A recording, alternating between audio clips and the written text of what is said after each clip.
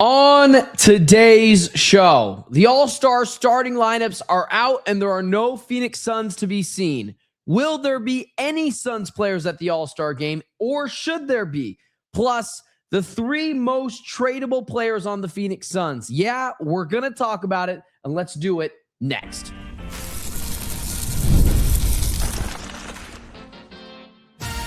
You are Locked On Suns, your daily Phoenix Suns podcast. Part of the Locked On Podcast Network, your team every day. What is up? Welcome back into Locked On Phoenix Suns. My name is Benjamin Garcia, host of the Ben Garcia Show at 8 a.m. on Monday, Wednesdays, and Fridays, where we live stream on YouTube and talk all things Arizona sports, and a credentialed Phoenix Suns media member covering your Phoenix Suns 365 days out of the calendar year for the number one sports podcast network in the land, the Locked On Podcast Network. However you may be watching, listening, consuming Locked On Phoenix Suns, we appreciate you making myself and the show a part of your day. But know that Locked On Phoenix Suns is free and available on all platforms, including YouTube. So with that follow or subscribe button, do what thousands of Suns fans have already done. Become an everyday and get locked on the Phoenix Suns right here each and every day. Today's episode is brought to you by Game Time. Download the Game Time app, create an account, use code LOCKEDONNBA for $20 off your first purchase. Okay, so quick disclaimer. I got to take a minute because I lost a bet today. And for those of you that don't know, this is not my full day job. I wear a couple of different hats. I have a couple of different jobs. This is just what I do as well on the side because it's something I love doing. It's something I want to continue doing. But you gotta work your butt off to get to where you want to go. Today, I am a coach for a junior Suns team, and it's a 9-10 team. And we were playing 5-on-5 scrimmage today. And I was on another team. Now, a lot of what I'm doing is just trying to dish the ball to kids, get them involved, teach them the fundamentals of the game. And we were playing 5-on-5. And my team lost on a buzzer-beating loss. And the kids came up to me, and they know I'm a podcaster. They know I work in the media. And they're like, you got to say it on the show. You got to say it on the show. So there it is. I lost in a 5-on-5 game to a bunch of 9, 10-year-olds who, hey, listen, game-winning shot, good for them, but they desperately wanted me to mention that on the show, so there it is at the top of the show. Feel free to roast me in the comment section. Maybe some of the kids will get a kick out of it as well. With that being said, the All-Star game is right around the corner. We are just a couple of weeks from the All-Star game. It would actually be great if my daughter would come right around the All-Star break when not a ton is happening. I'm able to take time off, but it got me thinking because the All-Star starters were named the other day. And no Suns players were named to the All-Star starters. No really coincidence there. But for the 2025 All-Star, that's last year's All-Star game. But for this year's, here were the starters if you're living under a rock. In the Eastern Conference, it's Giannis Antetokounmpo, Jaylen Brown, Jalen Brunson, Cade Cunningham, Tyrese Maxey. On the Western Conference side, Steph Curry, Luka Doncic, Shai Gilgeous-Alexander, Nikola Jokic, Victor Wembanyama. Now, the NBA is going to do some sort of USA versus the world type of game. We'll see if they take it much more seriously. But All-Star honors does matter to players. And All-Stars, I think in the MLB too, this is still a thing, but they really matter. It's not like in the NFL where if you get a Pro Bowl selection, pretty much everyone just kind of scoffs at it. No one really takes it seriously. In the NBA, although the game as a whole is just nonsense for a couple of hours, it does matter. And it should matter that the Suns get someone in. Now, should the Suns get a multitude of players in? I don't know. I think that's a fair argument to be made. But the Suns have 2 players on their roster who should absolutely be getting looks. When I go down the roster of the top 6 teams, which is where the Suns are at in the Western Conference right now, if the playoffs ended today, the Suns would indeed be in the playoffs. They wouldn't be in a playing game. But when you look at the Thunder, SGA, Jalen Williams, Chet Holmgren's probably going to get in. The Spurs, maybe De'Aaron Fox. The Nuggets, obviously Nikola Jokic. We'll see if he's even going to be healthy enough to play in that. Maybe Jamal Murray. We'll see. The Rockets, it's really just Kevin Durant. The Lakers, it's probably just Luka. And then you have the Suns. The Suns need to be rewarded with at least an All-Star in the game this weekend. Well, Ben, you've talked about this before. Well, things were different a couple of weeks before. I didn't think Devin Booker was going to be an All-Star. But where the Suns are, that should matter just more than statistics. For some of you who maybe are newer Suns fans, you guys might not know this. So I think a lot of Suns fans showed up in 2021, and I think that's perfectly fine. You live in Arizona, you want to root for your team. There's nothing wrong with that at all. But I don't think a lot of Suns fans, or at least some Suns fans, at the beginning of Devin Booker's tenure, knew what it was like every year when Devin Booker was deserving of an all-star spot and continuously didn't get it. For the first 2 times Devin Booker got in the all-star game, he was a injury replacement both years. He legitimately would never get his respect. He's still not getting his respect. And the argument people made was, well, the Suns are a bad team. Devin Booker shouldn't get in because he's on a bad team. It's good stats, bad player. People are legitimately asking that question. Well, with how Devin Booker is contributing to winning this year, 25 points a game, he's shooting 45% from the field. That's obviously, that's his 4th worst of his career. But to be fair, he's shooting the least amount of shots he's shot in his entirety of his career outside of his rookie season. His field goal, his 3-point percentage is in the dumps. Devin Booker is an eye test player. He is not a stats-oriented player this year. Are his statistics fine? Absolutely. He's 45% from the field. The 30% from 3 is terrible, but he's shooting fine from the free throw line. He's grabbing 4 boards a game. He's averaging 6.5 assists a game. Like, those things matter for Devin Booker. But Booker is an eye test player, and he needs to be rewarded for being a key factor in this Suns offense that is making everyone else better. And I'm afraid the Suns are, like, if you want my prediction, I don't think the Suns are going to get anyone in the All-Star game. Truly, I don't. I think Anthony Edwards is going to go. Rudy Gobert is probably going to go. The Rockets will probably figure out a way to get Amen Thompson in there, which would be nonsense. The Nuggets, the Spurs. I think the Suns are about to get overlooked again, and I want to get ahead of this narrative. Well, Devin Booker's not having a great season. Okay, so which is it? Is Devin Booker having a little bit of down season to his standards matter more than his team winning? Or if he was having a bunch of points and his team wasn't winning, what would the argument then be? Because the argument in Devin Booker's early career was, well, he's not a winning basketball player. Now he's doing everything to help winning. Is his 3-point percentage down? Sure. Is his field goal percentage down? Sure. He's taking the least amount of shots this season than he has since his rookie year. He is making everyone else around him better. Is Colin Gillespie, Jordan Goodwin, Dillon Brooks having these kinds of seasons without Devin Booker? I don't think that's the case. We've seen the offense without Devin Booker. It's a bit clunky. They've got to win. They've got to win games, getting into bar fights. It's got to be a defensive stifling game and hopefully some clutch buckets by Colin Gillespie late. But with what Devin Booker has done in terms of helping the team win, it's everything they were asking of him in his early part of his career when they were saying, oh no, his statistics aren't good enough. I'm sorry, his statistics are good enough, but his team isn't good enough. The Suns are the most surprising team in the NBA. They're 27-17. They're 10 games over 500. You cannot look at that and say Devin Booker has no hand in that. So I've kind of went back and forth on this, but if winning matters as much as they're telling me it matters, and the Suns are the most surprising team in the NBA, and we know undoubtedly who their best player is, he should be in the All-Star game. He has earned that right. More than, listen, Anthony Edwards is having good stats. His team's in the play-in right now, and the Suns have beat them twice. The Clippers, Kawhi Leonard's probably going to get in. They're 19-24. What matters? Does winning matter? Because if winning matters that much, and we're not looking at statistics, Devin Booker should be in. Here's the other one.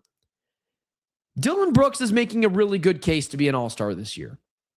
I think he's actually made more of a case. Now, listen, that's a whole different conversation. Should LeBron James be an all-star this year? Yeah, probably. Like, it's LeBron James. He's earned that right. Like, it's a completely separate topic of discussion. But like when people talk about LeBron James getting in the game, if we're just talking about statistics, LeBron's averaging 22 points a game. Dillon Brooks is averaging 20 points a game. You know, LeBron's played 25 games this season. Dillon Brooks has played 38 games this season. LeBron is shooting 50% from the field. That is, clears Dillon Brooks, but Dillon Brooks is shooting better from three. Dillon Brooks, because of what he does as a combination defensively as well as offensively, meaning the tough shot making, the fact that he's averaging a career high in field goal percentage, what he has done as a catalyst for the team defensively, skyrocketing them to one of the best teams in terms of defensive rating in the NBA, that should be rewarded. The Suns are no longer just a fun story. Oh, this is just a cute team. These guys both have legitimate arguments to be an all-star, including Dillon Brooks in that. Dillon Brooks has revolutionized this team as a leader on the defensive side of the ball and also as an offensive catalyst. When Devin Booker wasn't there for a few games, he shouldered that responsibility. When Devin Booker wasn't shooting well, he shouldered that responsibility. Those two guys are the most important factors for the Suns in terms of winning this year, and it should be rewarded. Now, I don't want to sound like a crazy person. Are the Suns getting two All-Stars? Probably not. But one of those guys should be in. Devin Booker probably over Dillon Brooks, but Dillon Brooks should be getting some votes. This should be something that if someone gets injured, like there's an injury replacement, Dillon Brooks' name should be getting called. Like that's just my belief of it.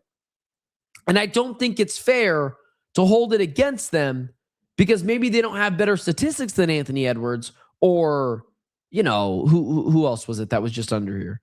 An Anthony Edwards or a Kawhi Leonard or a Steph Curry, if you will. Maybe it's not fair. I don't think it's fair to kill them for playing harder schedules and having a little worse statistics, but being an outright playoff team when no one expects them to do so. Those guys should be rewarded. I'm not going to give you some hypothetical trades, maybe one, maybe two, in the next segment. But I think some of you might actually be right. The Suns might be better off standing pat and not trading anyone. But for a fun thought exercise, who are the most tradable and desirable Phoenix Suns to be traded for something else? Let's talk about that next. Today's episode is brought to you by Game Time. During basketball season, there's nothing like being in the building, the energy, the crowd, the first big run that gets everyone on their feet. Fans want to be there for those moments, not stuck refreshing screens or guessing what tickets are really going to cost. That's where Game Time comes in. The Game Time app gives fans the advantage back, making it incredibly easy to score tickets fast, simple, and without the guesswork. Browsing the Game Time app is straightforward and intuitive. Finding tickets takes just a few taps. Seeing the view from your seats before buying makes choosing tickets easy and confident. Prices include fees up front so that the total is clear from the start. Features like zone deals help unlock great seats and at even better value. Whether it's an NBA game or another live concert or live event, everything is right there in one place.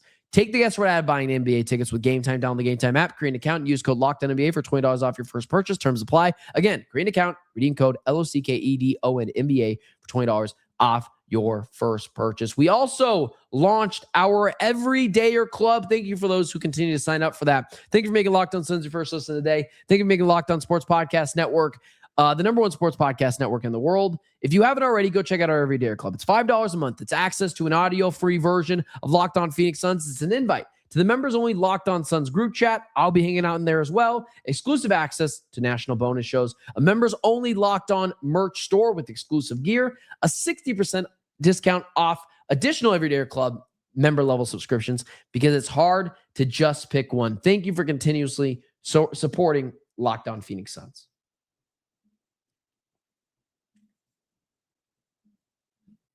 I don't like to admit when I'm wrong, but I will admit I'm starting to come around to a lot of yours way of thinking.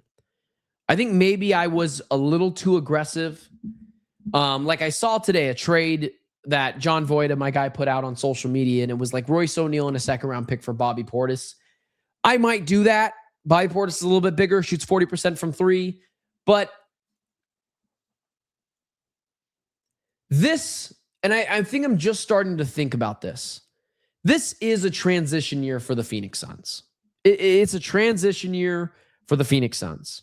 Now, has it been more transformational than it has been transition? Yeah, kinda. However, I think you guys might be right. I will continue to say in future shows, this is how the Suns could fix their size issue, but maybe it's best to not mess with a great thing. Maybe Jalen Green is going to figure out a way to play bigger and fill up those holes.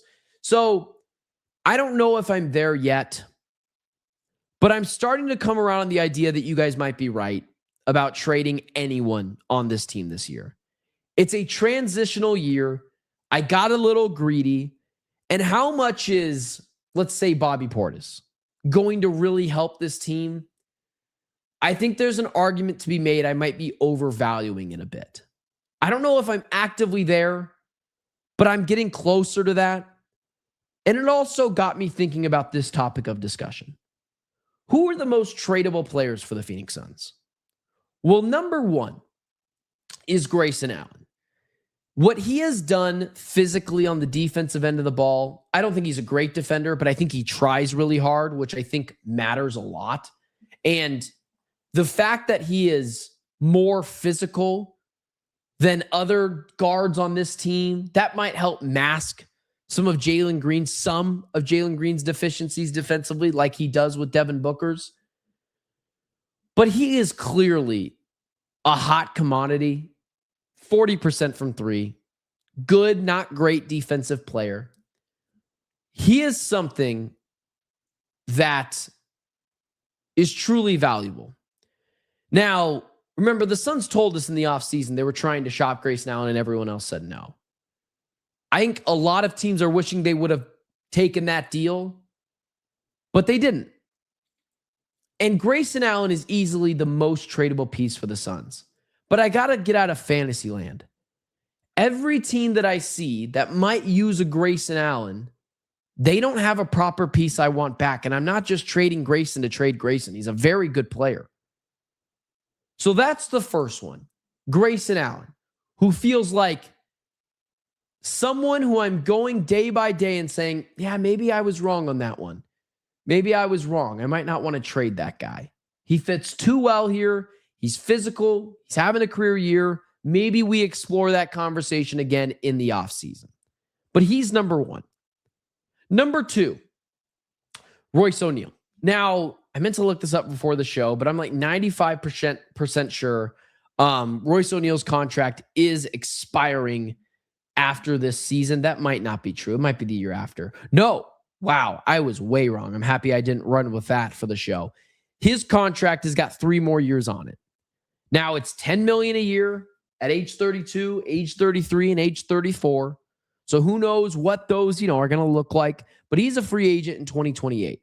He's a pretty nice piece and a pretty nice contract. I already said I think I might be out on trading Grayson Allen. If my second player that I would trade is Royce O'Neal, again, what would I be getting back to justify trading Royce?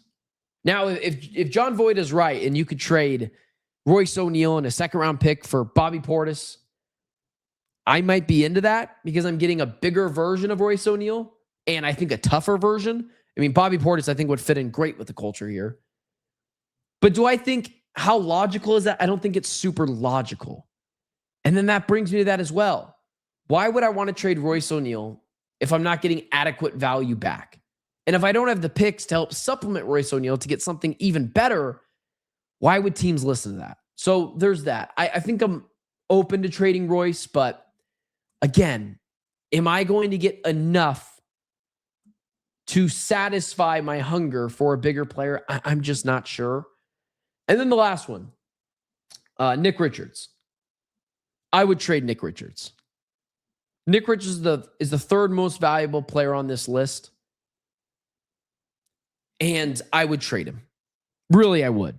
I never bought into the Nick Richards thing. I mean, you can go, I sound like a broken record, but go check what I said, a year ago when they traded for him. I told people, yeah, kind of out on the Nick Richards idea.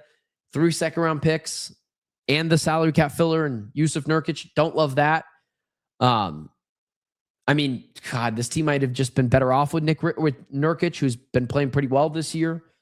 But the backup big for the Charlotte Hornets, I never bought into it. I know people try to sell me the analytics sometimes, and I'm like, well, guys, I can see it. He's not great. If I could trade, this would be my perfect trade scenario for the trade deadline. The Suns trade Nick Richards and a second-round pick for Gertrude Yabusele.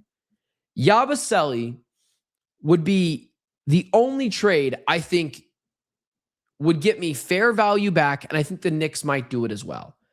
Gertrude Yabusele is a true 4 who shoots the 3 ball fairly effectively last year with the 76ers, and he's a really big body. Gertrude Yabusele, I think Yabusele is like 250 pounds. He's a massive player. Gertrude Yabusele is 6'7". Holy cow. It's a big guy. He is 6'7", 265. He is exactly what I would want for this team, who last year with the Philadelphia 76ers was pretty good for them. Shot 38% from 3, 50% from the field, played 27 minutes a night, averaged 11 points a game, 72% from the free throw line. I think he would help solidify the Suns' power forward needs. I know he's not super tall, but he's a very big player.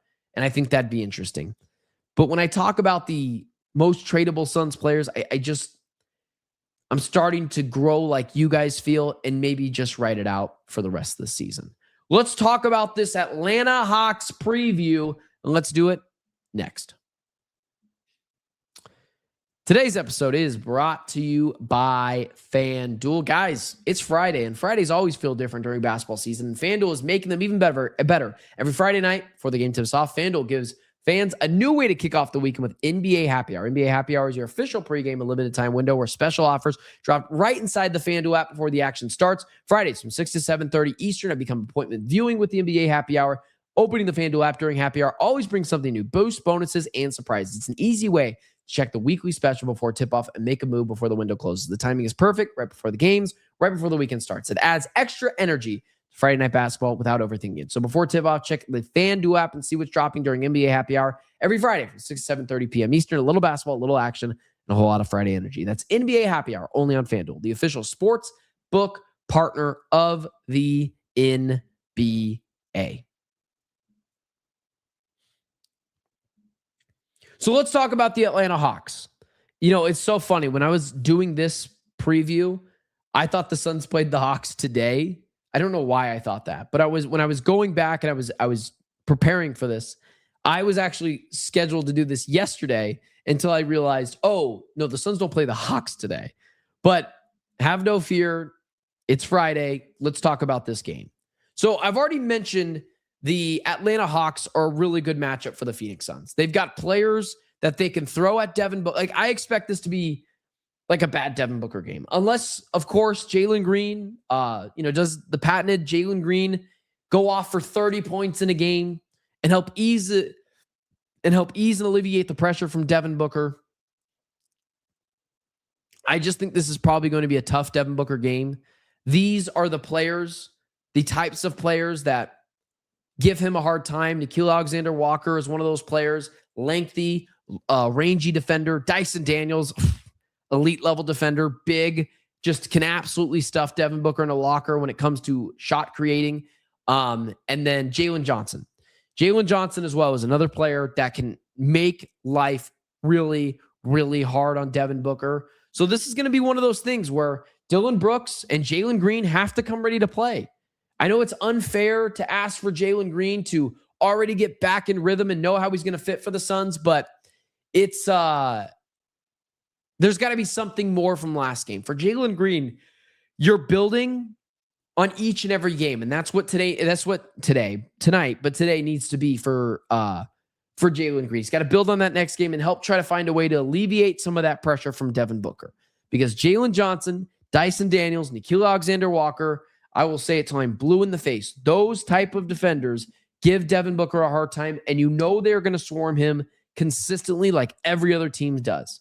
So Jordan Knott has to do a better job of getting switches with Booker off of players like Dyson Daniels and Jalen Johnson. This has got to be one of those games where Jordan Ott is manufacturing with his brain some open shots for Devin Booker and make things a little bit easier for him. So right there, right off the bat, Jordan Ott's got to do that for him. Here's the other thing. Mark Williams cannot be phased out of this game. Mark Williams cannot be phased out of this game. This Atlanta Hawks roster, obviously, they've got players like Zachary Richichet, who, is a bigger player, but like outside of him, this isn't a very massive Atlanta Hawks roster where you're super concerned about about the different players that they got on a night in, night out basis. And just the other night, they went up against the Memphis Grizzlies, and this would give you an idea of who's likely to play tonight in case, there's anyone on the injury reports. But, we still haven't seen Kristaps Porzingis really a lot this year, if at all.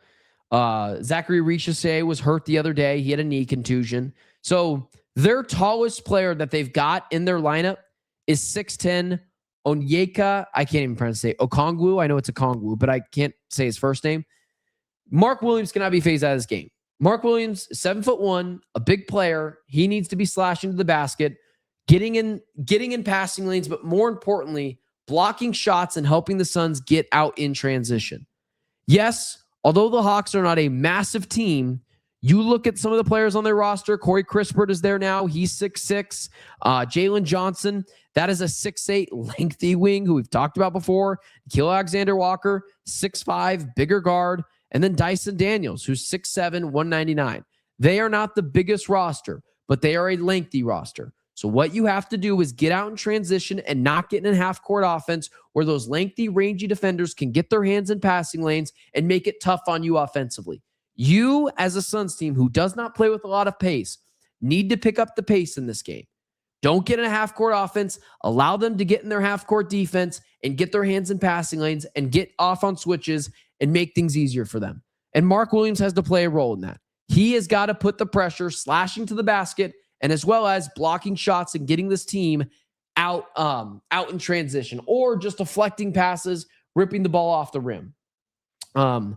Because this is a smaller team, the Suns should not smaller, but smallish. They're very lengthy, but smallish team.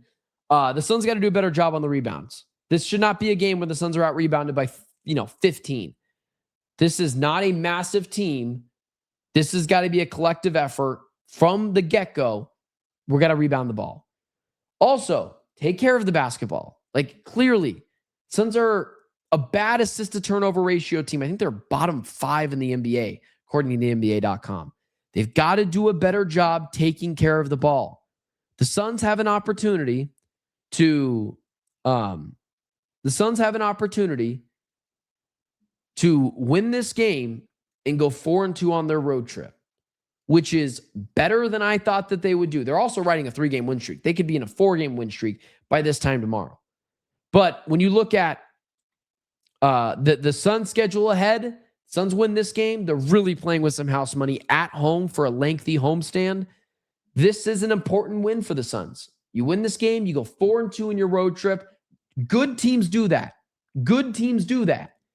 And if you follow some of these things, rebounding the ball, get Mark Williams involved. Jordan Ott's got to do a better job manufacturing buckets for Booker. Don't get in your half-court offense as much as you want to. Play with pace.